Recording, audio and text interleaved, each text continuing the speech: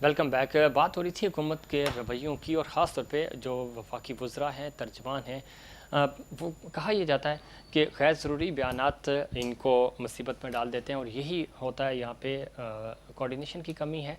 Intra party भी और हुकूमत की जो कैबिनेट है उसमें भी एक वज़ीर कुछ और कह रहा होता है, दूसरा वज़ीर उससे बिल्कुल मुख्तलिफ बात कर रहा होता है। ऐसा क्यों है? और यही वो वजह है पाकिस्तान तहरीक इंसाफ की कि अपोजिशन इतना टफ़ टाइम नहीं देती जितने यही वज़रा जो हैं वो हुकूमत को टफ़ टाइम दे रहे हैं, चूँकि वो इस तरह की बातें कर जाते हैं कि आम जो अपोजिशन जमातें हैं उनको एक पॉइंट मिल जाता है। इस पे बात करेंगे, लेकिन उससे पहले एक बिज़नेस से ही रिलेटेड ख़ासतौर पे जो बेग साहब चूँकि आर्टिकल लिखते भी हैं, आज उन्होंने लिखा है कि इस्लामिक बैंकिंग की रिकॉर्ड ग्रोथ हुई है। तो ये कैसे मुमकिन है? एक तरफ इकॉनमी अगर हम बात करें, जिस तरह डिजिटल रोशन अकाउंट है उसकी मद में भी हमने देखा कि इकॉनमी में बेहतरी आई है। बेग साहब आपने लिखा भी है, इस पर ज़रा रोशनी डालें हमारे नाज़रीन के लिए कि किस तरह ग्रोथ में इजाफा हो रहा है और क्यों कर हो रहा है ये। देखिए, पहली चीज़ तो ये है कि ये खुशाइन बात है कि मुल्क में इस्लामिक बैंकिंग जो है उसके डिपॉजिट्स भी बढ़ रहे हैं सही। और इकनॉमिक जो इस्लामिक बैंकिंग का शेयर है पाकिस्तान में वो भी तेज़ी से बढ़ रहा है। 5 सालों में इस्लामिक बैंकिंग का शेयर टोटल बैंकिंग में 18% था। ठीक। 5 सालों में ये बढ़ के 30% हो गया, यानी दुगने का तकरीबन हो गया। सही। इसकी ग्रोथ जो डिपॉजिट की है वो 30% है और आपकी जो एसेट्स की थी उसमें 34% ग्रोथ है। ये कहाँ से आया, यही आपका सवाल। जी बिल्कुल। पहली चीज़ तो ये इसमें बड़ा वाज़ेह टिल्ट है कि लोग कन्वेंशनल बैंकिंग से अब इस्लामिक बैंकिंग पे जा रहे हैं। ये तो बड़ा ठीक। वाज़ेह है और वो नज़र आ रहा है आपको कि 18% शेयर था बैंकिंग का, अब बैंकिंग शेयर जो 30% बन गया 5 सालों में, तो वो ठीक। शेयर वहीं से आया। सही। लोगों को ये एहसास हो रहा है कि ये जो कन्वेंशनल सूदकारी बैंकिंग है, जी जी। ये जो है हमारे यहाँ तमाम बुराइयों की जड़ है। ठीक। मुसलमान होते हुए हमारे मज़हब में इसको अल्लाह से जंग बताया गया है। ठीक है। हम भी बिजनेस करते थे, वैलियम खा के नींद नहीं आती थी, करवट बदलते थे। जब हमारी कन्वेंशनल बैंकिंग थी, अल्लाह का शुक्र है हमने बैंकों के तमाम कर्जे उतारे। अब आप बगैर वैलियम के सही। नमाज पढ़ने के बाद आपको नींद आ रही, ये अल्लाह ताला की एक करम है। अब हमारे मुल्क में मलेशिया की तरह मैं समझता हूँ पाकिस्तान में दूसरा बड़ा मुल्क है जिसमें तेज़ी से ग्रोथ हो रही है और इस्लामिक बैंकिंग की जो शरिया कंप्लाइंस है, सही। जिसमें सूदकारी नहीं है, जिसमें फिक्स इनकम नहीं है, जिसमें ठीक। रबा जो है वो हराम है सही। इस्लाम में, इसका तो हमें मज़हब में कुरान में इसका पूरा हमें सबक मिलता है। ठीक है। तो अब अल्लाह ताला ने ये शरिया तो कंप्लायंस आपको लग रहा है कि बैंकिंग अब शुरू जो है की। आहिस्ता आहिस्ता इस तरफ रुझान बढ़ेगा और लोग आएंगे मैं ये समझता हूँ कि लोगों में देखें, अभी लोग 1% अगर डिपॉजिट पे मार्कअप कम है इस्लामिक में, लोग कन्वेंशनल में नहीं रख रहे, इसमें रखते हैं ठीक है। कि इसमें कम से कम ये सूदकारी तो नहीं है। सही। तो मैं समझता हूँ लोगों में अवेयरनेस आ रही है ठीक। और लोग में बरकत भी आ रही है। बरकत मैं भी खुद कहता हूँ, यकीन करें ठीक आपके है। प्रोग्राम में कि नॉन इंटरेस्ट बैंकिंग, यानी जिसको इस्लामिक बैंकिंग कहते हैं, करके आपको बज़ाहिर लगता है 1-2% आप ज़्यादा दे रहे हैं या 1-2% कम मिल रहा है मुनाफा, लेकिन आपकी बिजनेस में जो बरकत होती है, आपकी जो मुनाफे में बरकत होती है, मैं आपको सही। बतला नहीं सकता। ठीक बिल्कुल। ये खुशहाल बात है और इस तरह की चीज़ें होनी चाहिए। जो अच्छी चीज़ें हैं उस पर सपोर्ट भी करनी चाहिए हुकूमत को। किस तरह देखते हैं शमशाद साहब आप, ख़ास तौर पे जब हम अपोजिशन की बात करते हैं और हुकूमत की बात करते हैं, एहतसाब नहीं हो रहा, और अगर एहतसाब हो भी रहा है तो ये वो केसेस हैं जो पहले से बने हुए हैं। पीटीआई ने एहतसाब का दावा किया था, नारे लगाए थे, और ख़ास तौर पे जब हम तहरीक इंसाफ की बात करते हैं तो उनका इंसाफ होगा। आपको लग रहा है कि वाकई में इमरान खान जो है वो इंसाफ और एहतसाब सही मानों में कर पाए हैं अब तक? नहीं, आपकी बात को मैं मसले की अहमियत करता हूँ कि नारे लग रहे हैं सिर्फ इंसाफ के, लेकिन इंसाफ तो वो होता है ना जो नज़र आए। नारे लगाने से तो नहीं पता चलता। लेकिन आप देखें कि अब 2.5 साल हो गए हैं और वही नारा आज भी, मैं नहीं छोड़ूंगा, मैं जाने नहीं दूंगा, और फिर जाने भी देते हैं जब ज़रा सा प्रॉब्लम में आते हैं तो कहते हैं चलो इसको तो जाने दो, बाकी दूसरे को पकड़ लो। सही। यार इनको, मेरा ख्याल है कि शुरू में एक शहबाज शरीफ ने एक पेशकश की थी कि मिसाक मईशत कर लेते हैं। ठीक। तो मेरा ख्याल है उस पर बैठ के बात कर लेनी चाहिए थी।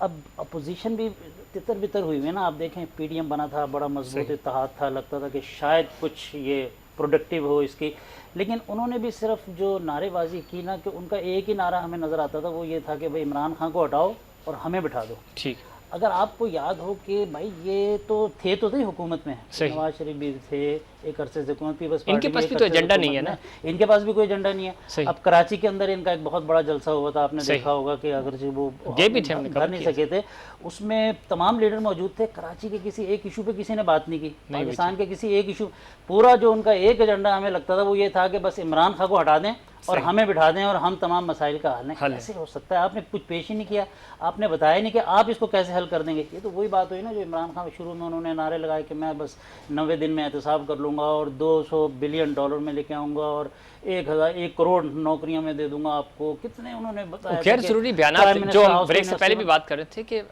पीटीआई का मसला ये है, इतना ओपोजिशन ने उनको टफ टाइम नहीं दिया जितना उन्होंने खुद अपने बयानात की वजह से टफ टाइम बनाया। बयानात की आपने बात की ना, जो भी मिनिस्टर है अपनी मिनिस्ट्री से अलावा हर एक बयान दे रहा है। अभी रिसेंटली अगर आपने देखा होगा कि ये जो चांद का मसला था, रिया जलाल कमेटी की मीटिंग चल रही है और फवाद साहब का बयान चल रहा है कि चांद होगा ही नहीं, जबकि उनकी जो अपनी गवर्नमेंट की जो कमेटी है वो कह रही है भाई हम गौर कर रहे हैं, तो पूरे पाकिस्तान से शहादत है, हम वसूल कर रहे हैं, आपको बयान देने की क्या जरूरत है। लेकिन उन्होंने पहले बयान दे दिया कि नहीं ये हो नहीं सकता, और बाद में फिर उनको मेरा ख्याल है खफगी हुई होगी, देखें वो उन्होंने कहा नहीं ये तो हो गया। सही।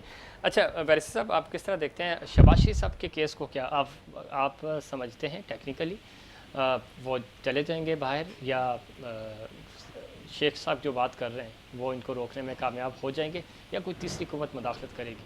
सर देखें, अल्टीमेटली तो मामला अब सुप्रीम कोर्ट के सामने जाना है और सुप्रीम कोर्ट के तो चैलेंज भी कर रहे हैं ना, चला गया बिल्कुल हाँ, वहाँ पे उन्होंने उसका फैसला करना है। तो जाहिर है अब जिसको आप कहते हैं कि फॉरेन एलिमेंट्स या हिडन एलिमेंट्स, मैं नहीं समझता कि उनका इतना असर और रसूख होगा। कई दफ़ा पब्लिक नैरेटिव में समझ ये लिया जाता है, तासुर एक मिल जाता है कि ये ऐसा हो जाएगा, लेकिन सुप्रीम कोर्ट में अब है अल्टीमेटली फैसला तो मुझे वहीं से होना है। मुझे अलबत्ता ये लगता है कि शायद इस हफ्ते में या आने वाले एक हफ्ते के अंदर शहबाज शरीफ साहब मुमकिन है कि मुल्क से चले जाएं। उसकी वजह ये है कि देखें इन्होंने जो पूरा एक डिले किया और उसके बाद ब्लैक लिस्ट में डाला, वो पूरा किया इस वजह से कि वो सरकमवेंट हो जाए। अच्छा, अब जो शहबाज शरीफ साहब हैं वो बेल के ऊपर हैं, ठीक है जी, वो एक अलग बात है कि उन्होंने श्योरिटी नवाज शरीफ की दी, लेकिन वो श्योरिटी खुद प्यूनिटिव लॉ के अंदर कभी नहीं हो सकती। उसके बेसिस के ऊपर किसी को जेल में नहीं डाला जा सकता,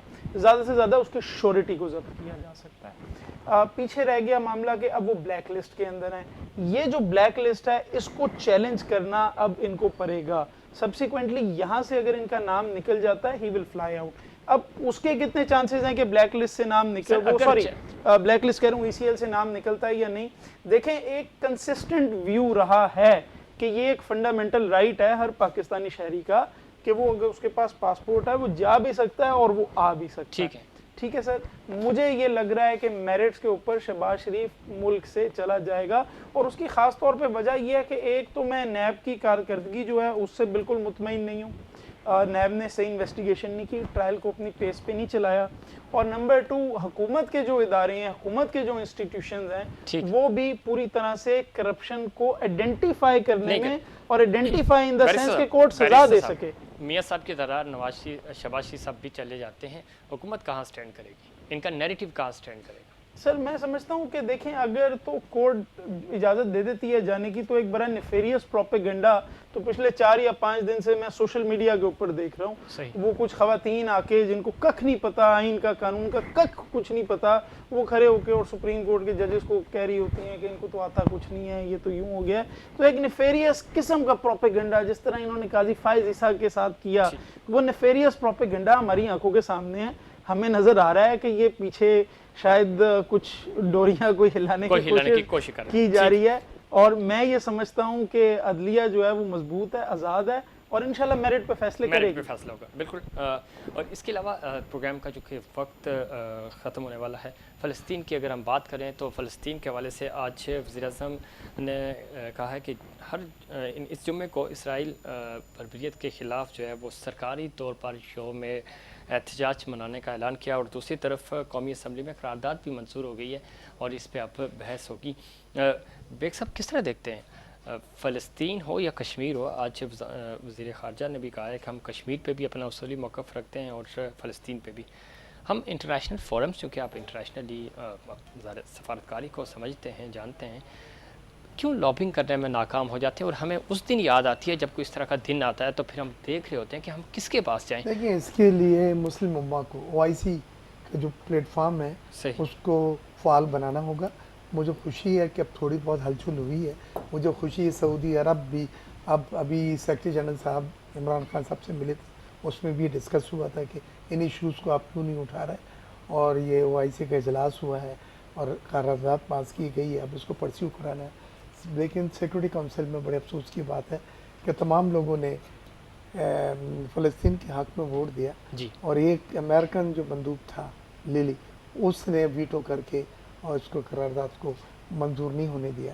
तो इससे ये बड़े वाज़े हो जाता है कि अमेरिका जो है वो प्रो इसराइल, जायज़ नाजायज़, ये सब दहशत गर्दी, ये जो 200 शहीद हुए हैं, जो बच्चों की लाशें उठाई जा रही हैं, आप मुझे बतलाएं किस तरह फील होता है जो अपने ही घर को, जिसमें वो लोग आए हैं, जो कब्जा करा है उन्होंने, सही, अब वो उनको मार रहे हैं, जाने ले रहे हैं। इस्लामी उम्मा कहाँ स्टैंड कर रही है सर, हमारी बिल्कुल, लॉबिंग कहाँ है? मैं ये समझता हूँ उस वक्त तुर्की का एक बड़ा जो अरहनम बयान है उर्दुगान साहब का, उन्होंने कहा था कि अगर ये नहीं रोकेंगे तो हमें अपनी फौज भी हम भेज सकते हैं। ये ठीक। बहुत बड़ा बयान है। सही। मैं समझता हूँ पाकिस्तान को वही लाइन टो करनी है। ठीक है। और सर, पाकिस्तान के पाकिस्तान साथ बाकी टर्की, मुस्लिम, पाकिस्तान टर्की ईरान तकरीबन करने की कोशिश करते हैं, बाकी 56 ममालिक कहाँ हैं? नहीं देखें, 56 ममालिक में पहले सऊदी अरब और दूसरे ममालिक जो हैं वो ज़रा इससे अलहदा अपने आप को रखा हुआ था, लेकिन अब मैं समझता हूँ कि वो नहीं कर सकेंगे। ठीक। ये मुस्लिम उम्मा का कर्ज है सही। उनके कंधों के ऊपर, वो हमारे खदम हरमैन शरीफ हैं, सही। उनकी जिम्मेदारी है कि कत्ल गारत जो हो रहे हैं, ये जो बच्चे जो हैं टुकड़े टुकड़े उनको उठाए जा रहे हैं। ईद हमारी जैसे मनाई गई तो हमारे त्यौहार पे उन्होंने प्लानिंग करके ये सब चीज़ किया है।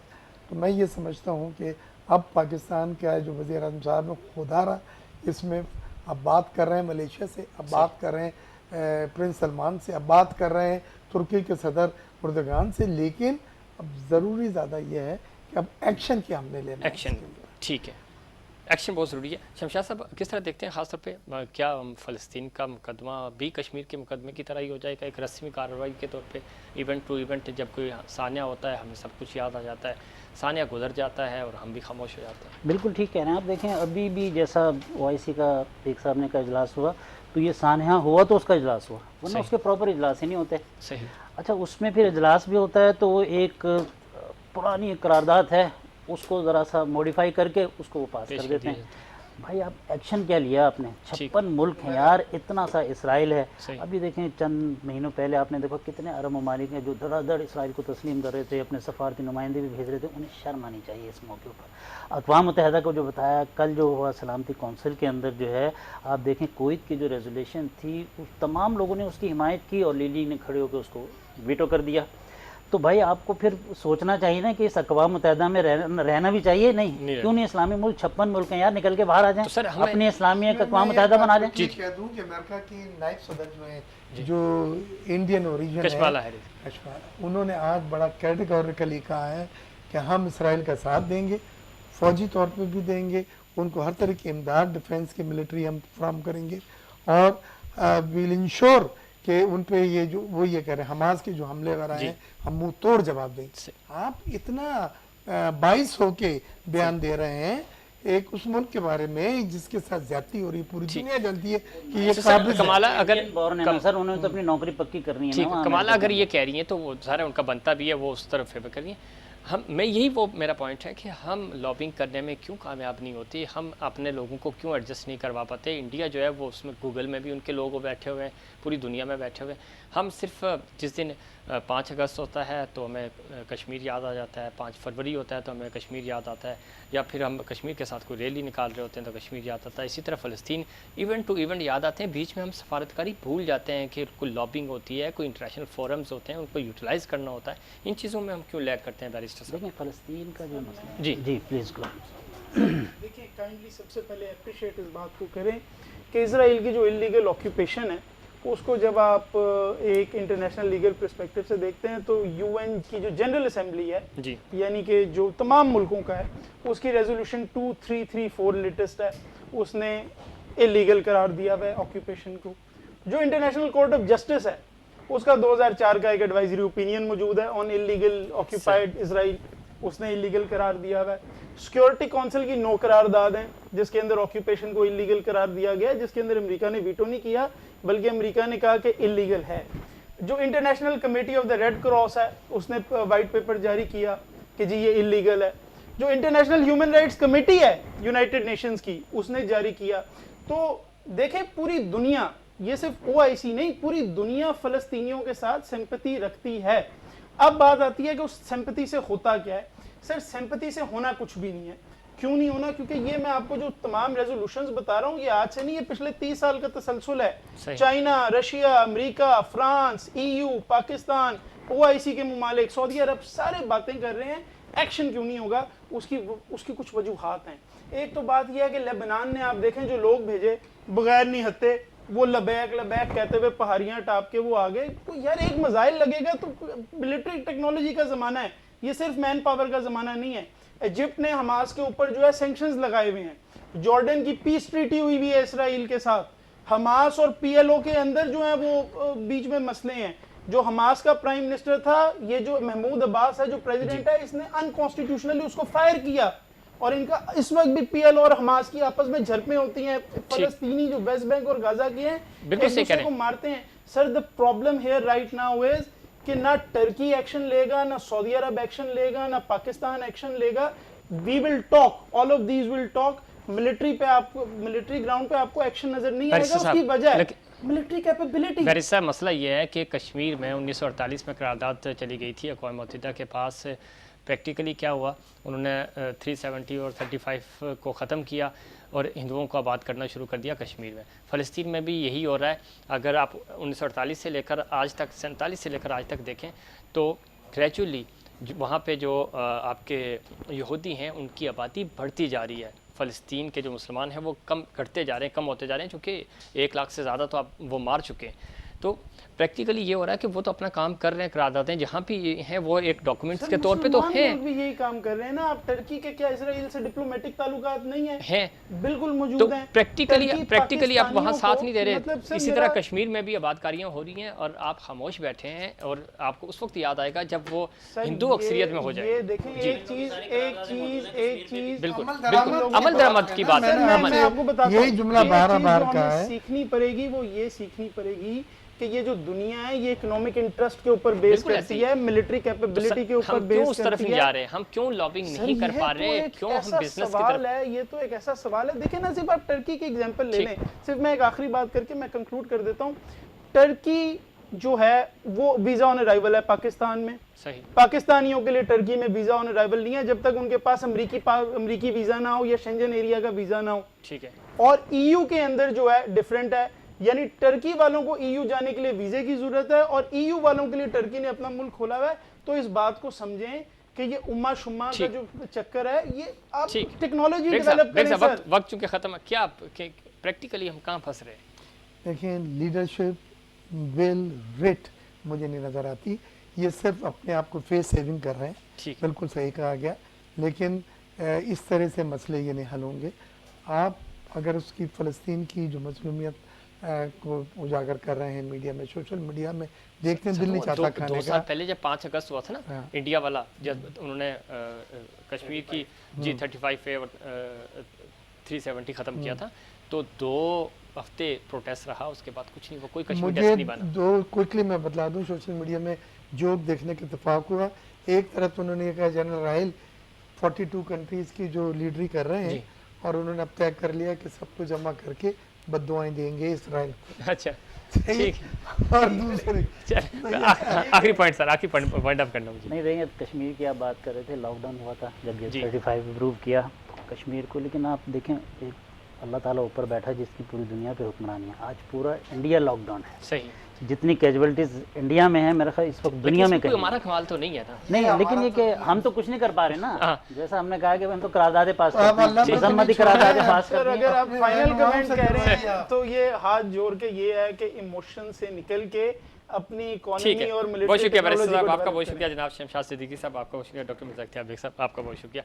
नाज़रीन, ये था हमारा आज का प्रोग्राम। उम्मीद करता हूँ प्रोग्राम्स की तरह आज का प्रोग्राम भी आपको पसंद आएगा। मुझे और इनसाइड पाकिस्तान की पूरी टीम को दीजिए इजाज़त। अल्लाह ने के बाद।